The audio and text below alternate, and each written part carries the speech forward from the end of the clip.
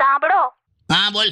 હમણાં તમે થોડી વાર પહેલા શું કીધું કે લગન એમાં નાની નાની મગજમારી ચાલવી જોઈએ, બરાબર? જો તું મુદ્દોના મેં સારી રીતે કીધું છે, મીઠા ઝઘડા થવા જોઈએ એમ બોલ્યો છું. હા, એક ખ્યાલ આવી ગયો મને, પણ તમને ખબર છે સ્ત્રીઓને સૌથી મોટી સમસ્યા શું હોય છે? જો હું ખાલી મેરેજ પછીનું બોલ્યો છું.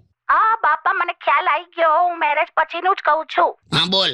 મગજમારી કેવી ચાલુ થાય ખબર છે? જો એ જ્યારે વાઈફ બનીને આવે ને તો સાસુ સારી ના મળે, એ પોતે સાસુ બને ને ત્યારે વહુ સારી ના મળે, એ દેરાણી બને ત્યારે જેઠાણી સારી ના મળે, એ જેઠાણી બને ત્યારે દેરાણી સારી ના મળે, ભાભી બને તો નણંદ સારી ના મળે, નણંદ બને તો ભાભી સારી ના મળે, પણ બધું જ સારું મળે તો પછી કામવાળી બાઈ સારી ના મળે.